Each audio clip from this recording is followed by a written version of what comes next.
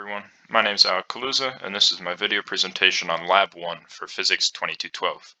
To begin, I'm going to introduce the purpose of the lab and some essential ideas. The purpose was to determine the charge of a piece of tape and to observe the transfer of electrons between two pieces of charged tape. Some essential ideas and fundamental physics principles that I used were the use of Coulomb's law, which can be seen here on the right, and I used some of the knowledge we learned in class on electric charges and fields, as well as some principles of Newton's laws. Some results that I found were that the tapes were positively charged and that charge was found to be 7.1 times 10 to the negative 9 coulombs. The structure of the presentation will start with the expectations and some assumptions, move on to experiment and observations, and finally demonstrate some of the code. To begin, some of the expectations and assumptions made. I expected that the two charged tape strips would repel, and this is because they have the same charge. I assumed they would have the same charge because the way in which we charge the tapes was the same manner. Some key assumptions made throughout the experiment to make calculations easier were to treat tapes as point charges and to assume that the charge was evenly distributed along the surface of the tape. To begin the experimental procedure, I tested some attractions.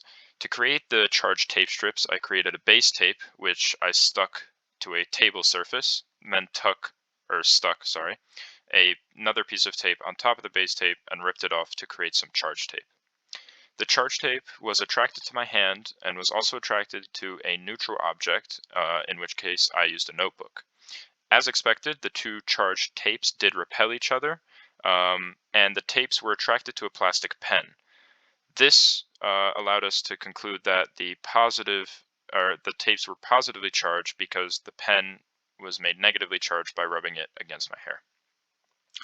Moving on in the experimental procedure was the hanging tape experiment.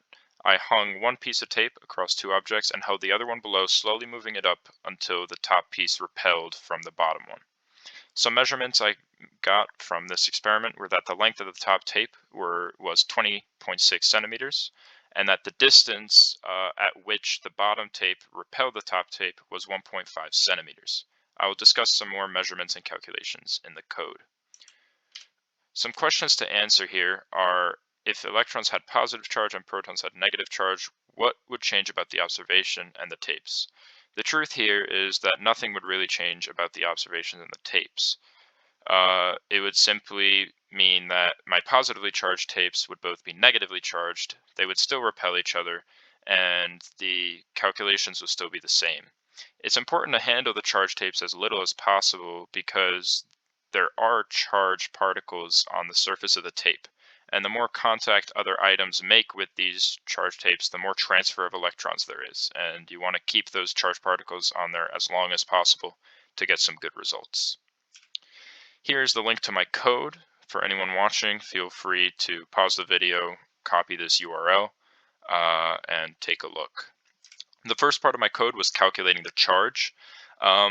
When determining the charge, I had to conclude that the net force on the top piece of tape was 0, meaning the electric force generated by the bottom tape minus the weight of the top tape was equal to 0. This was because the top tape did not move throughout the experiment.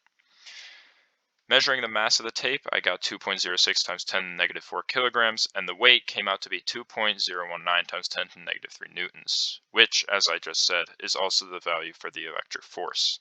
Using Coulomb's law and the distance I found in the hanging tape experiment, I was able to determine that the charge was 7.1 times 10 to the negative 9 coulombs. And on the right here is some of the code I wrote to calculate these values. Moving forward, calculating the excess electrons. First, I found the surface area of the top piece of tape, and then found the number of electrons by taking the charge I calculated right before by the charge of an electron. Lastly, the number of atoms by taking the surface area divided by the atom area. And lastly, created a ratio and found there to be 1.197 times 10 to the negative 7 electrons per atom. And here is some of the code I used to calculate that as well. Lastly, the modeling and visualization for the project. As I said before, we assumed that the two tapes were charged particles. So I created two spheres to represent the tapes as particles. The red one is for the top tape and the blue one's for the bottom tape. The green arrow represents the top tape's weight, and the yellow arrows represent the electric forces the one that the bottom one generates on the top, and the one that the top generates on the bottom. The final results are displayed at the bottom of the image there. They're all things I had mentioned before, such as the charge and the ratio. And here is some of the code. I simply created two sphere objects, a couple arrows, making sure that all the vectors were in place and that the separation was as accurate to as I had made it when I did the experiment in real life. Thanks for listening, and have a good one.